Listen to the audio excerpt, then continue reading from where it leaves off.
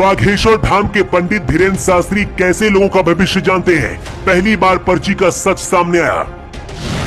पिता भिक्षा मांगकर परिवार पालते थे, बेटे में ऐसा हुनर आया कि लाखों लोगों के लिए भगवान बन गया।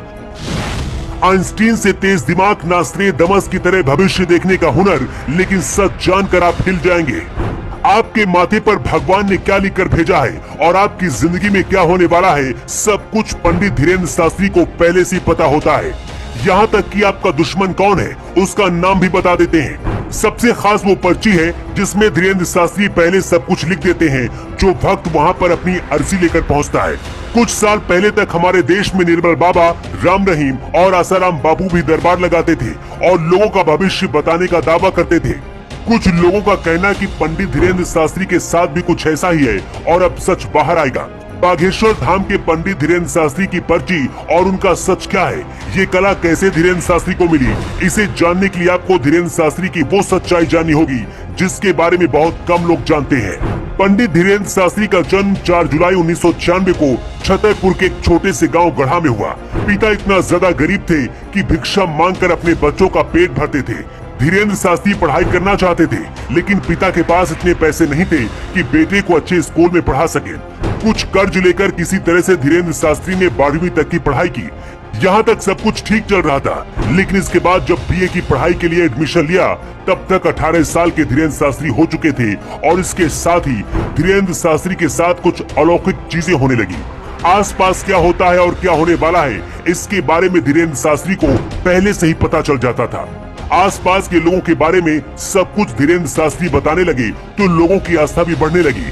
शुरुआत में धीरेन्द्र शास्त्री ने अपने घर में ही दरबार लगाना शुरू किया, लेकिन फिर लोगों की जब बहुत ज्यादा भीड़ उमड़ने लगी तो बागेश्वर धाम में दिव्य दरबार लगाने लगे। बताया जाता है कि पंडित धीरेन्द्र शास्त्री के दादा भी सिद्ध महात्मा थे और वो भी दरबार लगाया करते थे। कुछ लोगों का दावा है कि दादा की दिव्य शक्तियों का असर पोते पर है। सबसे खास बात यह है कि बालाजी महाराज के दरबार में जिसकी अर्जी लगती है उसका पर्चा पहले से ही धीरेन्द्र शास्त्री तैयार कर देते हैं। सामने वाले की जो भी समस्या होती है सब कुछ धीरेन्द्र शास्त्री पहले से ही अपने पर्चे में लिख लेते हैं। पर्चे का सच क्या है इसके बारे में पता लगाने के लिए कई बार पत्रकारों ने भी स्टिंग ऑपरेशन की, लेकिन इसका सच सामने नहीं आ पाया। धीरेन्द्र शास्त्री कहते हैं कि मैं बालाजी का नाम लेकर कुछ भी लिख देता हूं और वही सच साबित हो जाता है, लेकिन इसकी सच्चाई पर तब सवाल उठे जब पिछले महीने बागेश्वर धाम के दरबार से लौटकर आई एक महिला ने दावा किया कि धीरेन्द्र शास्त्री झूठ बोलते हैं। इस महिला का वीडियो सोशल मीडिया पर खूब वायरल हुआ है। अगर आप भी देखना चाहें तो सोशल मीडिया पर आपको ये वीडियो मिल जाएगा। ये महिला सोशल मीडिया पर धीरेन्द्र शास्त्री को गाली देती हुई भी नजर आती है। महिला ने जो आरोप लगाए उसके बाद ये सवाल उठने लगे कि कहीं ऐसा तो नहीं कि निर्मल बाबा और राम रहीम की तरह ही फिर से एक बाबा का नाम सामने आ जाए। हालांकि पंडित धीरेन्द्र शास्त्री कहते हैं कि मैं खुद को बाबा या फिर संत नहीं मानता हूँ। इसके साथ ही किसी से पैसे या फिर किसी तरह की कोई फीस भी नहीं लेते हैं। इनका नाम इतना ज्यादा हो गया है कि सिर्फ भारत ही नहीं बल्कि अमेरिका की संसद में भी इन्हें बुलाया गया था। वहीं देश के बड़े बड़े नेता भी इनका आशीर्वाद और अपना भविष्य जानने के लिए इनके पास पहुँचते हैं। कुछ लोग पंडित धीरेन्द्र शास्त्री को फर्जी बताते हैं, लेकिन इनकी दिव्य शक्ति और पर्चे की सच्चाई को लेकर आपका क्या कहना है, आप अपना जवाब कमेंट बॉक्स पर लिखकर जरूर दें। योगी युग के लिए ब्यूरो रिपोर्ट।